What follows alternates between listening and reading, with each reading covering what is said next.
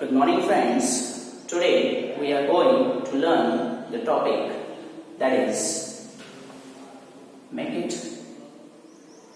exclamatory to assertive sentence.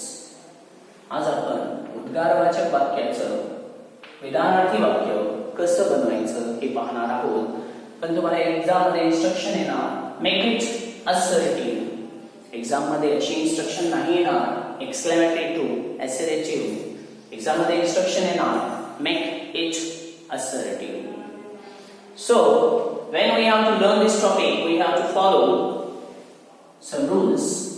That is what we have to remove and what we have to use. आपल्याला काय करायचं आहे आणि काय वापरायचं आहे हे आपण आज लर्न करणार आहोत. पहा, दिलेल्या वाक्यात जर what a आलं तर ते काढून आपल्याला a किंवा अवेही यूज करायचं आहे. आपल्याला काय करायचं आहे, दिलेल्या वाक्यात what a आलं तर ते काढून a किंवा अवेही घ्यायचं आहे. दिलेल्या वाक्यात what an आलं असेल तर ते काढून आपल्याला an वापरायचं आहे. दिलेल्या वाक्यात what an आलं असेल तर ते काढून आपल्याला an वापरायचं आहे. आणि जर दिलेल्या वाक्यात how आलं असेल तर ते काढून आपण very लिहिणार किंवा काहीच नाही लिहिलं तरी करेक्ट आहे. म्हणजे दिलेल्या वाक्यात how आलं तर ते काढून आपल्याला एकतर very लिहायचं आहे किंवा काहीच नाही लिहिलं तरी करेक्ट होतो. ओके, तुमच्या हे लक्षात आलं असेल की काय रिमूव्ह करायचं आहे आणि काय यूज करायचं आहे. आणखीन एक गोष्ट लक्षात ठेवायची ती म्हणजे वाक्याची सुरुवात नेहमी सब्जेक्ट आणि हेल्पिंग वर्बनं करायची आहे. दिलेल्या वाक्याची सुरुवात नेहमी सब्जेक्ट आणि हेल्पिंग वर्बनं करायची आहे किंवा कधी कधी सब्जेक्ट आणि मेन वर्बने सुरुवात करावी लागते. आणि जर वाक्यात सब्जेक्ट आणि हेल्पिंग वर्ब नाही आलं तर आपल्याला ही गोष्ट लक्षात ठेवायची आहे की आपल्याला काय नोट करायचंय. If the subject and helping verb is not given in the sentence we have to use accordingly, but most of the time it will be it is or it was. आपल्याला लक्षात काय ठेवायचं आहे, जर दिलेल्या वाक्यात subject आणि helping verb आलं नसेल, कारण असर्टिव्ह बनवायचंय म्हणजे नेहमी आपल्याला सुरुवात सब्जेक्ट आणि हेल्पिंग वर्बनच करावी लागेल तरच ते विधानार्थी वाक्य होणार. आणि दिलेल्या वाक्यात सब्जेक्ट आणि हेल्पिंग वर्ब नाही आलं असेल तर आपल्याला नेहमी बहुधा इट इज किंवा इट वॉज वापरावं लागतंय. काय वापरावं लागतंय, इट इज किंवा इट वॉज. आता या गोष्टी आपल्याला आणखीन स्पष्ट करण्यासाठी आपल्याला काही वाक्य पाहावे लागतील. तुमच्या हे लक्षात आलं असेल की आपल्याला काय रिमूव्ह करायचं आहे आणि काय यूज करायचं आहे. आणि त्याबरोबरच आपल्याला लक्षात काय ठेवायचं आहे की वाक्यात सब्जेक्ट आणि हेल्पिंग वर्ब नाही आलं तर आपल्याला most of the time it is किंवा इट वॉज वाक्याच्या टेन्स नुसार वाक्याच्या सेन्स नुसार आपल्याला वापरायचं आहे. तर पहा, हे लर्न करण्यासाठी आपण काही एक्झाम्पल पाहणार आहोत. The first sentence is what a clever boy you are. Second one, what an impressive trick it is. Third one, how shocked and angry the king was. Fourth one, what a pretty ring. And the fifth one, how apt the nomenclature seems. These are the 5 sentences. We'll see one by one. The first sentence is, what a clever boy you are. The sentence is, what a clever boy you are. पहा, हे जे वाक्य आहे what a clever boy you are याच्यामध्ये subject आणि helping verb कोणतं आहे?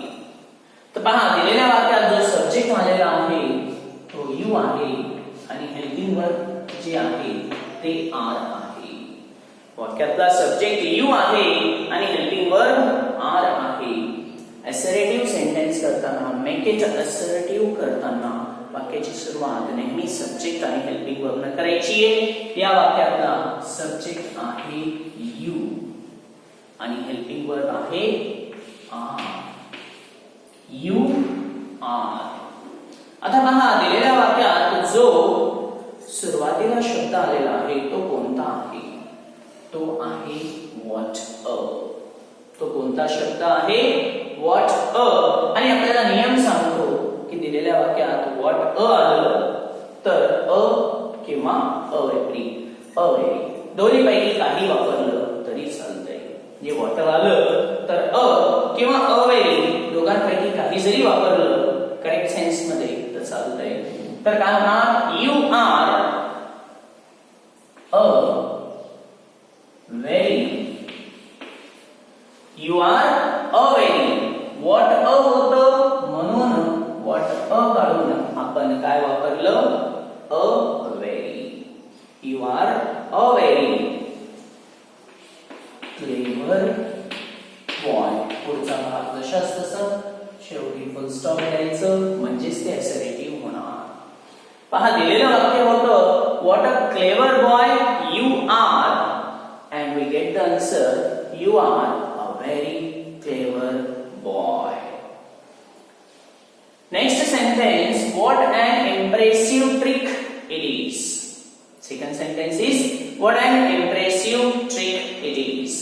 या वाक्यात सब्जेक्ट आणि हेल्पिंग वर्ब कोणता आहे? पहा, या वाक्यात सब्जेक्ट आहे इज आणि हेल्पिंग वर्ब आहे इज. या वाक्यात सब्जेक्ट आहे इज आणि हेल्पिंग वर्ब आहे इज.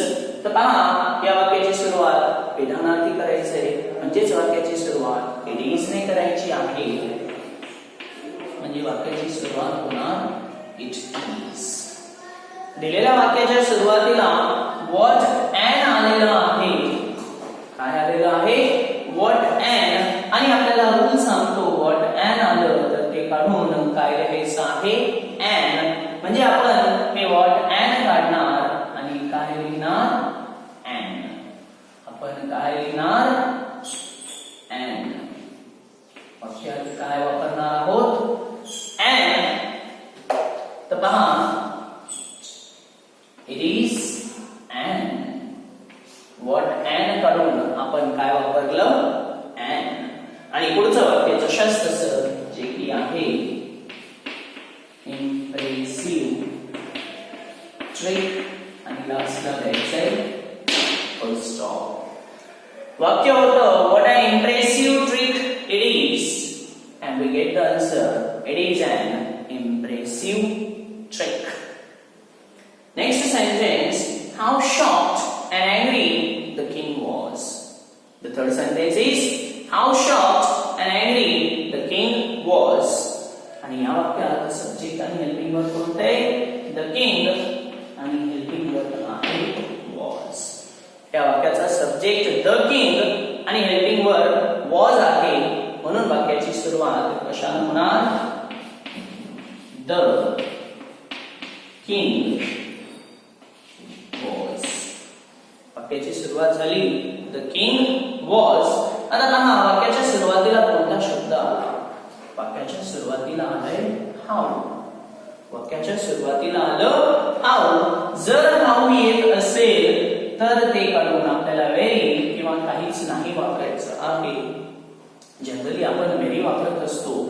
तर पहा, हाऊ काढून आपण काय वापरणार? व्हेरी. म्हणजे दिलेल्या वाक्यातून आपण हाऊ काढलं आणि त्या जागी व्हेरी वापरलं. द किंग वॉज व्हेरी आणि पुढचं शॉक्ड अँड एंग्री. वाक्य झालं the king was very shocked and angry.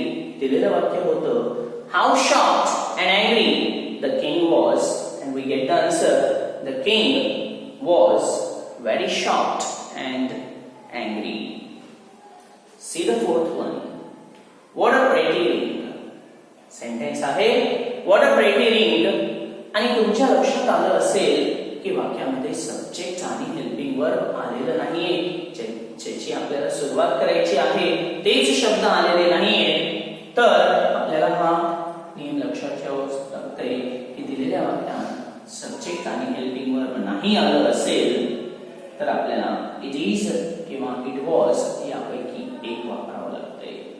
तर आपण इथं इट इज लिहिलं तरी करेक्ट आहे, इट वॉज लिहिलं तरी करेक्ट आहे. आपल्याला गृहीत धरावं लागेल की वाक्यामध्ये असे शब्द आलेले आहेत आणि मग हे सब्जेक्ट आणि हे हेल्पिंग वर्ब होत असतात. म्हणून वाक्याची सुरुवात कशानं होणार? It is. या वाक्याची सुरुवात कशानं झाली?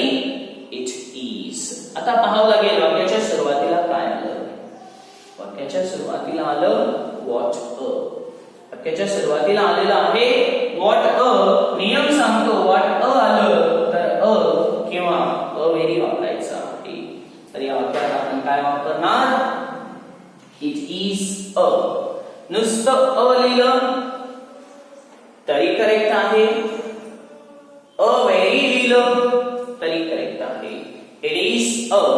आता पुढचा भाग लिहायचा असतो जो की आहे प्रेटी रिंग आणि फुल स्टॉप. दिलेलं वाक्य होतं व्हॉट अ प्रेटी रिंग. आपल्याला गृहीत धरावं लागलं सब्जेक्ट इट इज आलंय म्हणून वाक्याचं उत्तर झालं it is a pretty ring. Answer झालं it is a pretty ring. See the last sentence. How apt the nomenclature seems. How apt the nomenclature seems. हे थोडंसं वेगळं वाक्य आहे. पहा या वाक्यामध्ये सब्जेक्ट आलंय पण सब्जेक्टच्या समोर मेन वर्ब आलेला आहे, हेल्पिंग वर्ब नाही आलेला आहे. काही वाक्यांमध्ये असंच असेल. द नॉमेनक्लेचर हे आहे सब्जेक्ट आणि सीन्स हा काय आहे? मेन वर्ब आहे. म्हणजे या वाक्यात हेल्पिंग वर्ब न येता मेन वर्ब आलेला आहे. म्हणून वाक्याची सुरुवात इथे सब्जेक्ट आणि मेन वर्ब न करायची आहे. म्हणजे आन्सर होणार the nomenclature scenes. The nomenclature scenes. आता वाक्याच्या सुरुवातीला